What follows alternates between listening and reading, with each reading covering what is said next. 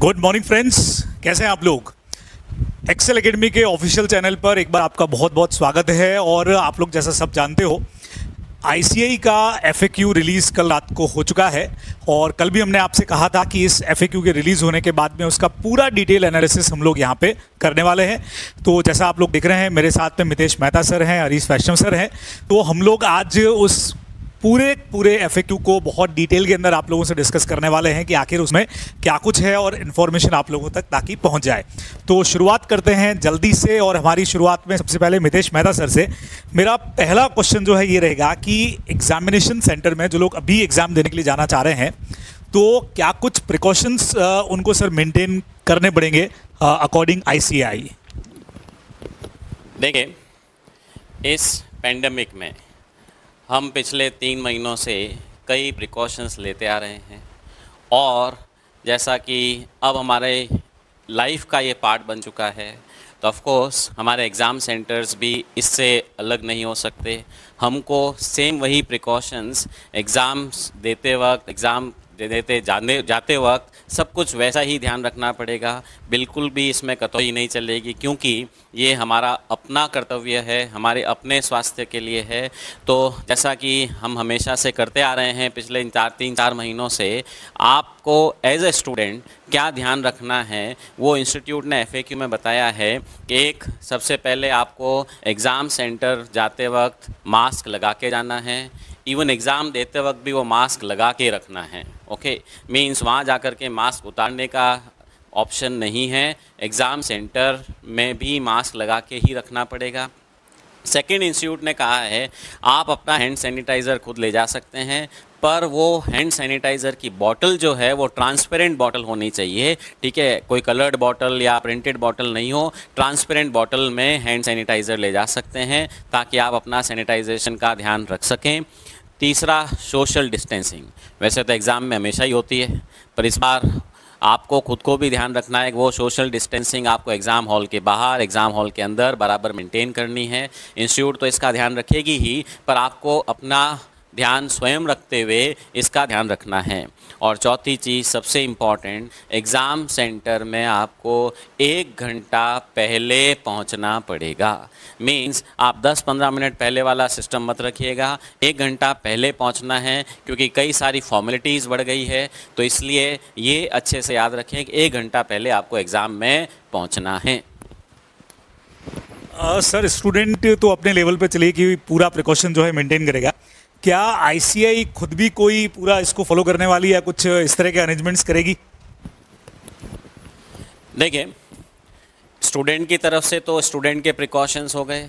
Of course exam centre पे आईसीएई ने भी अपनी ड्यूटी बखूबी निभाते हुए साफ साफ कह दिया है कि इंस्टीट्यूट सारे प्रिकॉशंस रखेगी। जहाँ तक स्टूडेंट एग्ज़ाम देने आएगा, सबसे पहले उसकी थर्मल स्कैनिंग की जाएगी एग्ज़ाम हॉल में एंटर करने से पहले, ताकि कोई भी ऐसी अनहोनी ना हो कि कोई स्टूडेंट को फीवर है, कोविड पॉजिटिव है, वो एग्ज़ाम सेंटर में आ जाए। मतलब जैसा हर जगह चल रहा है, तो वैसा ही एग्ज़ाम सेंटर हॉल के बाहर पहले थर्मल स्कैनिंग होगी, उसके बाद ही स्टूडेंट को अंदर जाने दिया जाएगा।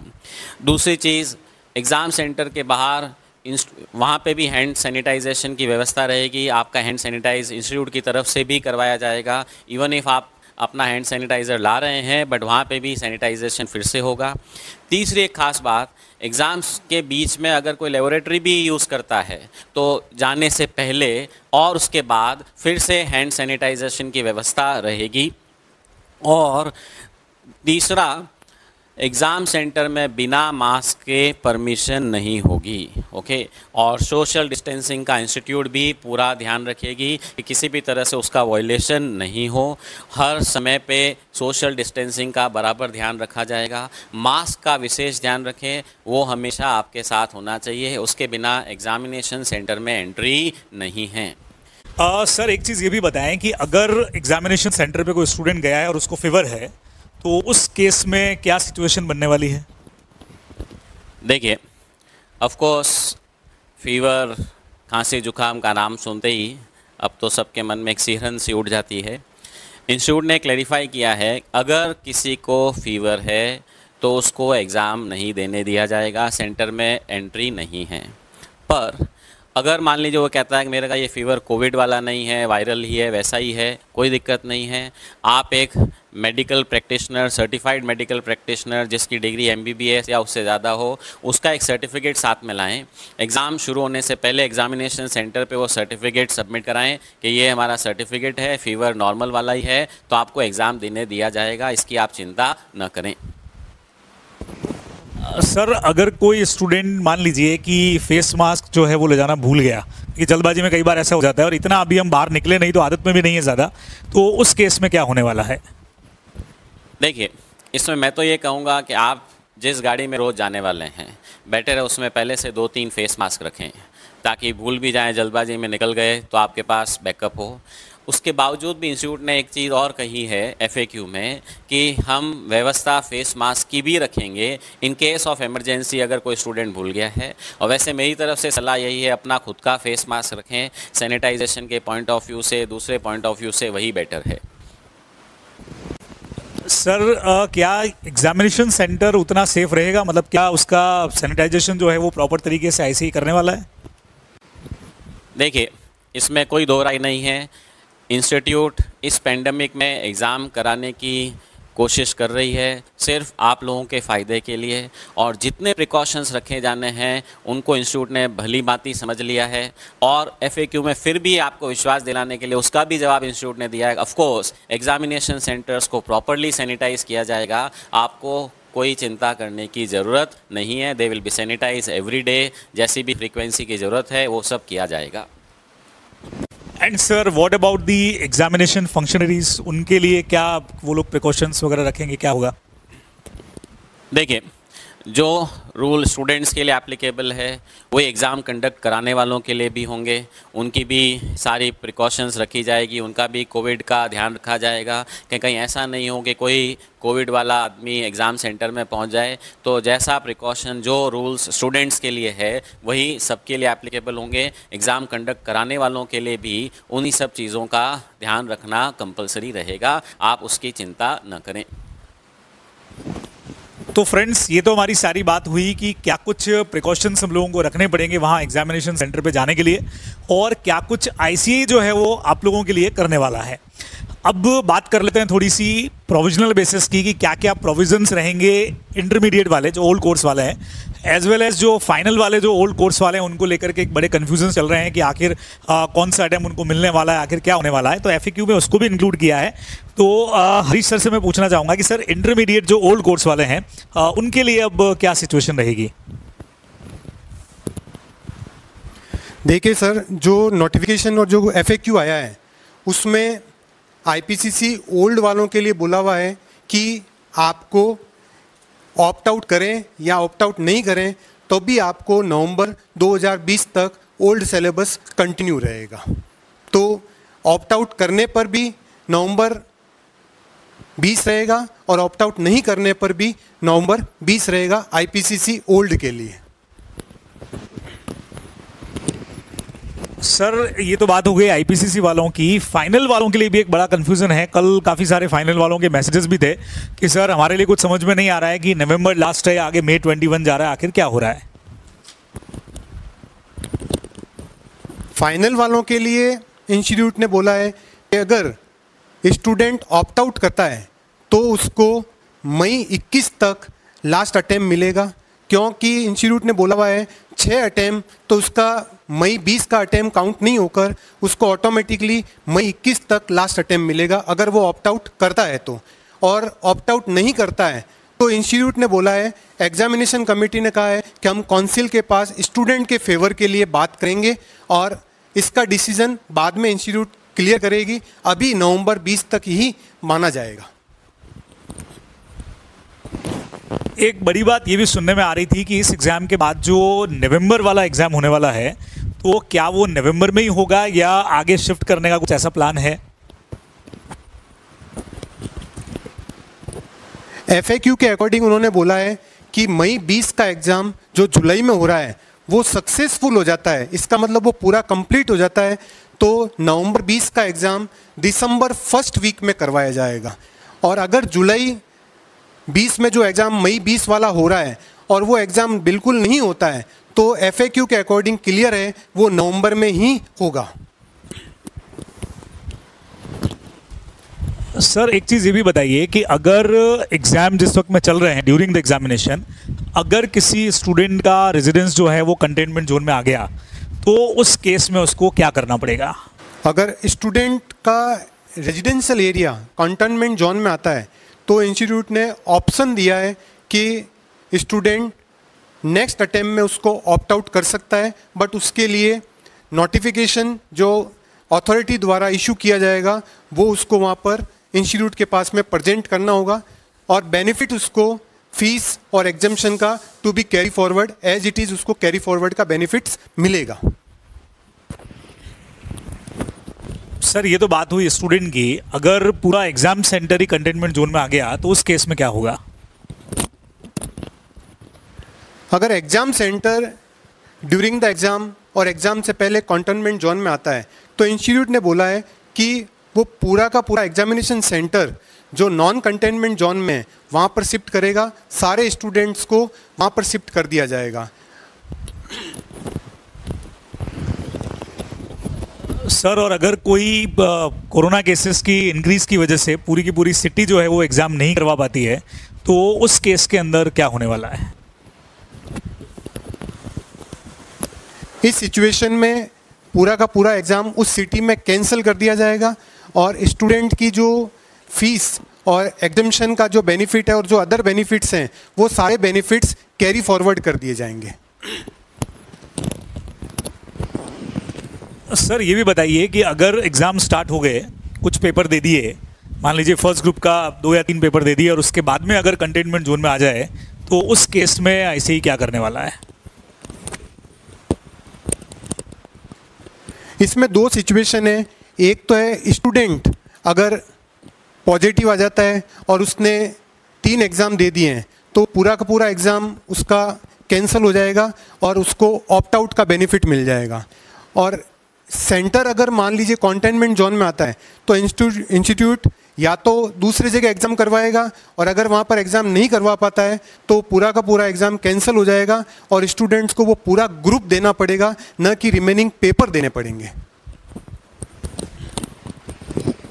सर मान लीजिए कोई स्टूडेंट अभी जुलाई वाले में बोथ ग्रुप दे रहा है और एक ग्रुप उसने पूरा दे दिया है और उसके बाद में सेकंड ग्रुप के किसी पेपर के बाद में अगर वो कोई कोरोना इफेक्ट में आता है तो उस केस में क्या होने वाला है?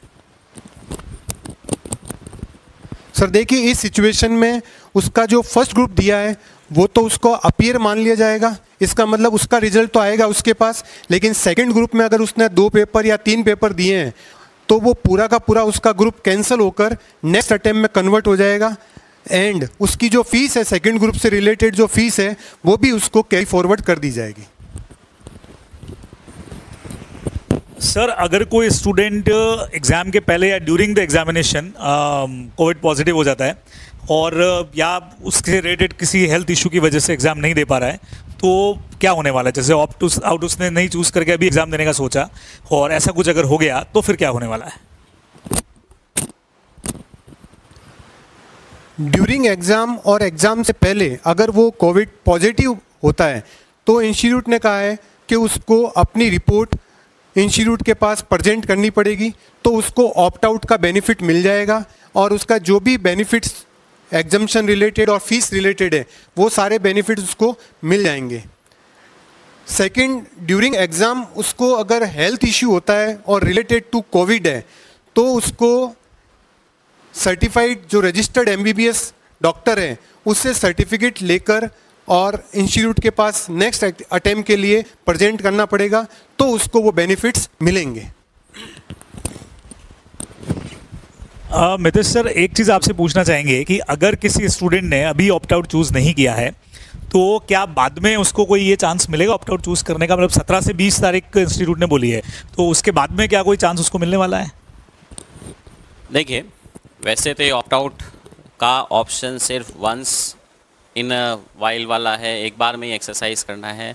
बट सपोज़ स्टूडेंट जिस एरिया में रहता है वो कंटेनमेंट जोन में आ गया और उसके कारण वो आ ही नहीं सकता, तो ऑटोमेटिकली जैसे पहले भी क्लैरिफाई किया है पिछले FAQ में भी, उसको ऑटोमेटिकली वो ऑप्ट आउट का ऑप्शन मिल जाएगा। ओके, पर अदरवाइज़ ये नहीं है कि कुछ भी नहीं हुआ फिर भी आगे चला जाएगा, वो पॉसिबल नहीं होगा। सर और अगर ऐसा हो कि उसने ऑप्ट आउट अभी चूज़ कर लिया है और उसके बाद में वो अभी एग्ज़ाम देना चाहे तो? देखिए, जिसने तैयारी कर रखी है वो तो ऑप्ट आउट का सोचेगा ही नहीं, और अगर आज ऑप्ट आउट कर रहे हैं तो बाद में मेरे ख्याल से तो क्यों ऐसा सोचेगा। बट इंस्टीट्यूट ने क्लैरिफाई कर दिया, नो, एक बार आपने ऑप्ट आउट कर लिया तो आपका नाम नवंबर में शिफ्ट हो गया, अब आप ये एग्ज़ाम फिर नहीं दे पाएंगे। सर अगर ऐसा हो कि ऑप्ट आउट चूज़ कर लिया है और जैसा हमने पिछले वीडियो में भी बात की थी कि अगर किसी वजह से एग्ज़ाम ही पूरे पोस्टपोन हो गए या कैंसिल वाली कोई सिचुएशन आती है अकॉर्डिंग गवर्नमेंट गाइडलाइंस, तो फिर क्या होने वाला है? फिर तो देखिए दिक्कत ही कहाँ है, अगर एग्ज़ाम ही शिफ्ट हो गए तो ऑटोमेटिकली सारे बेनिफिट्स इंस्टीट्यूट कह ही रही है कि कैरी फॉरवर्ड हो जाएंगे, आपका फ़ीस, आपका एग्जामेशन, एवरीथिंग, ठीक है, फिर तो वैसे ही आपके लिए कोई फ़र्क नहीं पड़ता। सर करेक्शन विंडो क्लोज होने के बाद में अगर कोई स्टूडेंट एग्ज़ाम सिटी चेंज करना चाहे तो उसके लिए क्या कोई अवेलेबिलिटी रहेगी? देखिए, इंस्टीट्यूट ने कहा है नहीं, एक बार का ही ऑप्शन है। अच्छा देखिए, आज सिनेरियो ऐसी है, हर कोई बहुत परेशानी में है, इंस्टीट्यूट को भी कई सारी तैयारियां करनी पड़ रही है। एग्ज़ाम सेंटर में कितने जने बचेंगे, कितने लोगों की तैयारी करनी है। अच्छा, एग्ज़ाम सेंटर की स्पेस भी ज़्यादा चाहिए सोशल डिस्टेंसिंग के कारण। तो अगर लेटर ऑन कोई सिटी चेंज करना चाहे, इंस्टीट्यूट ने कह दिया नो, हम नहीं कर पाएंगे। हाँ, अगर आपका सिटी कंटेनमेंट जोन में आ गया, वैसे ही इंस्टीट्यूट ने कह दिया एग्ज़ाम कैंसिल। आपका एरिया कंटेनमेंट जोन में आ गया, वैसे ही आपका कैरी फॉरवर्ड हो रहा है, तो इसलिए उसके अलावा आप कोई ऑप्शन नहीं बचा है। एक बार आपको सिटी चेंज का ऑप्शन, जो भी एक्सरसाइज करना है वो इन्हीं 3 दिनों में करना है, उसके बाद में ऑप्शन नहीं है। सर जो ऑप्ट आउट का ऑप्शन अगर चूज़ करना चाह रहे हैं तो क्या कोई और डॉक्यूमेंट उनको साथ में सबमिट करना है या ओनली जो डिक्लेरेशन है उससे काम हो जाएगा?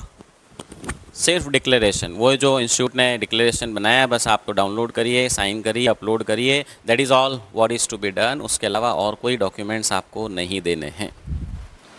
और सर इसी में एक चीज़ और है, अगर अभी ऐसा कोई सिचुएशन हो कि प्रिंट का फैसिलिटी नहीं मिल पा रहा है स्टूडेंट को, तो उस सिचुएशन में क्या करेगा फिर वो? देखिए, जेन्युइन प्रॉब्लम है, कई लोगों के पास हो सकता है प्रिंटर का एक्सेस भी नहीं है, तो इंस्टीट्यूट ने उसका भी रास्ता बताया है कि आप उस डिक्लेरेशन को अपने हैंड रिटन फॉर्म में लिख दीजिए, साइन कर दीजिए। मोबाइल पे पास सबके पास आज के पास होता ही है कि उससे कन्वर्ट कर लीजिए, उसका स्कैन कर लीजिए और फिर उसको अपलोड कर दीजिए। सर एक आखिरी क्वेश्चन अब ये है कि छोटा सा क्वेश्चन है हालांकि, लेकिन आईसीए ने ट्राई किया है कि हर छोटी से छोटी क्वेरी का आंसर कर दिया जाए। तो वाटर बॉटल जो है वो पानी वहाँ पे अवेलेबल रहेगा स्टूडेंट्स के लिए जैसे हर बार रहता है, या अपना वाटर बॉटल कैरी करना है? देखिए, आज के सिनेरियो में या आज का ज़माना ही ऐसा हो गया, सब कोई अपना वाटर बॉटल खुद ही कैरी करता है और वही बेस्ट है। पर आप चिंता न करें, वहाँ पे भी वाटर पानी पीने का अरेंजमेंट रहेगा। पर रिकमेंडेशन यही है कि आप अपनी खुद की बोतल साथ में ले जाएं, ठीक है, वो वाटर बॉटल ले जाना अलाउड है, ठीक है, उसकी आप चिंता न करें। तो फ्रेंड्स ये सारी बात हम लोगों ने कर ली, जो भी आईसीए का एफएक्यू था उसके ऊपर जो जो क्वेश्चंस हमारे थे उनके ऊपर हमने एक डिस्कशन कर लिया। और आईसीए ने ट्राई ये किया है कि जितनी भी क्वारीज पिछले 2 दिन में सामने थी उनका जवाब दिया जाए, लेकिन स्टिल अभी भी कई सारी क्वारीज स्टूडेंट के दिमाग में हो सकती है, हम लोगों के दिमाग में आ सकती है। तो उसके लिए आईसीए आप लोगों को एक साइट एड्रेस प्रोवाइड करता है May 2020 exam@ICAI.in। इस पर आप अपनी क्वारी भेज सकते हैं। जैसा सर कुछ स्टूडेंट के मैसेजेस भी थे कि अभी गर्मी बहुत ज़्यादा है और ख़ास करके उन सिटीज़ के अंदर जहाँ गर्मी बहुत ज़्यादा है वहाँ पे मास्क को वियर करना पूरे एग्जामिनेशन टाइमिंग के अंदर और फिर एग्ज़ाम देना साथ में, तो एक प्रॉब्लम तो कहीं ना कहीं क्रिएट होगी। तो उस बारे में भी मेरे हिसाब से अगर आईसीए को क्वारी की जाएगी तो कुछ ना कुछ वो ज़रूर कहना चाहेंगे। डेफिनेटली, देखिए, इंस्टीट्यूट आप लोगों के साथ है, आप लोगों की है, अपन लोगों की है, और इस पेंडेमिक टाइम में पूरी कोशिश सभी लोग कर रहे हैं कि किसी तरह से स्मूथली हर काम हो जाए, ठीक है, किसी को भी किसी भी तरह की असुविधा ना हो, और अब इस असुविधा से भी ज़्यादा किसी भी तरह का रिस्क किसी के क्रिएट नहीं हो। ऑफ कोर्स काफ़ी सारे तकलीफ़ें हैं, हमको इन सब को झेलना है, संभालना है, आगे बढ़ना है, बट स्टिल इंस्टीट्यूट ने कह रखा है आपके मन में फिर भी कुछ क्वेश्चंस हैं, आप हमको ईमेल करिए और इंस्टीट्यूट की वेबसाइट को चेक करते रहिए ताकि और भी कोई अपडेट आता है तो आप उससे रूबरू रहें। और वैसे हमारी पूरी कोशिश रहेगी कि हम आपको इंस्टीट्यूट्स के अपडेट बराबर देते रहें, और बाकी आप चिंता ना करें, बस मन लगा के पढ़ाई करें, ठीक है। future will say itself what is going to happen. और मेरे हिसाब से इस सिचुएशन का सबको पता है, कहीं ना कहीं हर कोई जो है वो सफ़र कर ही रहा है, तो हम लोगों को साथ में मिल करके सिचुएशन का सामना भी करना है। और मेरे हिसाब से चीज़ों को जैसा होगा उस हिसाब से देखा जाएगा, उस हिसाब से टैकल करेंगे। और दोस्तों इसी बीच में BM बियानी सर जो हैं वो भी आपसे कुछ कहना चाह रहे हैं, तो आइए मिलते हैं बियानी सर से और सुनते हैं कि वो आपसे क्या कहना चाह रहे हैं। Good morning, students. How are you? I think my other faculties have explained each and every point very nicely, and there should not be any ambiguity now. Even institute has also covered each and every aspect in their clarification. So in this conclusion part, अब मैं आपको दो बातें बताना चाहूँगा। पहला, अभी क्या करें, और दूसरा, एग्ज़ाम डे को क्या करें। तो दोस्तों, अभी आपको अपने फ्रेंड्स, रिलेटिव्स, टीचर्स सभी से और अपने मन से ये फर्म डिसीजन लेना है कि मुझे ये एग्ज़ाम जुलाई 20 का देना है या नहीं देना है। आप सारे फैक्टर्स कंसीडर कर लीजिए, अपनी लिमिटेशंस, अपना एनवायरनमेंट और अपनी साथ में प्रिपरेशन, ये सब कंसीडर करके और फिर अपना जो भी डिसीजन लेना हो फर्म डिसीजन लीजिए। डिसीजन लेने के बाद किसी तरह की रीथिंकिंग नहीं होनी चाहिए। आपको कहीं रिग्रेट फील नहीं होना चाहिए कि मैं ये डिसीजन लेता या फिर मैं ये लेता। जो आपको डिसीजन लेना है वो एक बार पक्का ले लीजिए और उसको अप्लाई कीजिए। और ध्यान रखिएगा, लास्ट डेट जो है वो है 20 तारीख यानी 20 जून। इट्स 11:59 PM यानी रात की 11:59 तक 20 जून तक आप अपना ऑप्शन एक्सरसाइज कर सकते हैं। आपको आज ही कोई डिसीजन नहीं लेना है, बहुत हड़बड़ी नहीं करनी है, तो पूरा डिसीजन कूल माइंड से लीजिए और फिर आप इंस्टीट्यूट को जो है अप्लाई करना नहीं करना जैसा भी आपको सोचना वो कीजिए। ठीक है, देन अब मैं आपको ये बताऊंगा कि एग्ज़ाम डे को आपको क्या करना है। एग्ज़ाम डे को आपको बहुत फास्ट में आपको बताता हूँ कि you have to take care of 6 points. First is you have to reach the exam centre at least 1 hour in advance, 1 घंटे पहले आपको एग्ज़ाम सेंटर पहुंचना है। Second, use face mask, mask लगा कर जाएं। और मैं तो सजेस्ट करूंगा carry extra mask with you also. वो जो एक्स्ट्रा मास्क होगा वो आपको भी यूज हो सकता है, आपके किसी फ्रेंड को भी यूज हो सकता है। मास्क का सिलेक्शन जब आप करें, take care it should be a comfortable mask. You have to decide किस तरह का मास्क आपके लिए कंफर्टेबल रहेगा। Due to this summer season थोड़ा गर्मी ज़्यादा रहेगी और इसलिए आपको कहीं डिस्कम्फर्ट नहीं हो, please select a proper mask. Yes, one more thing, अगर आप मास्क ले जाना भूल गए तो भी कोई बात नहीं है, इंस्टीट्यूट वहाँ प्रोवाइड करेगी। तो ये 2 बातें क्लियर हुई। Third point is carry a transparent bottle of sanitizer, लेकर जाए साथ में। 4, carry a water bottle with you. और भूल भी गए वाटर बॉटल ले जाने में तो कोई बात नहीं, institute is going to provide you. Then point 5 is maintain social distance and point 6 is किसी भी स्टूडेंट को अगर फीवर है, आई प्रे गॉड कि किसी को फीवर की प्रॉब्लम नहीं रहे, but if at all any student is having fever तो उसमें 2 बातें हो सकती। If the fever is due to Covid then तो उसको एलिजिबिलिटी नहीं रहेगी, वो एग्जाम दे ही नहीं सकता। But if the fever is due to any other reason other than Covid then what he should do, doctor का सर्टिफिकेट अरेंज कर ले और साथ में लेकर जाए तो उसको एग्जाम में परमिट किया जाएगा। तो ये 6 जो पॉइंट है ये आपको ध्यान रखने हैं। So friends, everything is now clear. Last एक पॉइंट और मैं ऐड करना चाहूँगा कि एक और पॉइंट पर सोचा जा सकता है, पर्टिकुलरली वो स्टूडेंट्स जो फ्रेशर है या फिर जो रिपीटर भी है बट जिनका किसी तरह का एग्जाम्शन का बेनिफिट पुराने एग्जाम से कैरी ओवर नहीं हो रहा है। क्या सोच सकते हैं वो ऐसा सोच सकते हैं कि अभी ऑप्ट आउट नहीं करे। प्लीज लिसन मी केयरफुली, अभी ऑप्ट आउट नहीं करे, अभी अपना फॉर्म मेंटेन रखे और they can revise, they can rethink sometimes in July exam में मुझे अपीयर होना है नहीं होना है। मान लीजिए वो अभी अपना फॉर्म मेंटेन कर लेते हैं, ऑप्ट आउट नहीं करते हैं और एग्जाम में फिर अपीयर नहीं होते हैं तो भी कोई उनको बड़ा कोई लॉस होने वाला नहीं है। Only 2 problems are there. Number 1, उनका जो फी दिया हुआ है वो गया, यानी थोड़ा सा मॉनेटरी लॉस हो गया, जो कि एक कोई सब्सटेंशियल पॉइंट नहीं है। और दूसरा, उनको 5-6 मंथ्स का डिले हो जाएगा एग्जाम पास करने के लिए। तो ये सब अब देखिए, लाइफ में ये सारी बातें चलती रहती है। 5-6 मंथ्स को आप बहुत कोई बड़ा इश्यू नहीं माने। You take a firm decision having regard to all factors, ठीक है। तो मैंने लास्ट वाली जो बात बोली है उसको भी आप सोच सकते हैं। Anyway, I wish best of luck, best of exam, God bless you, thank you.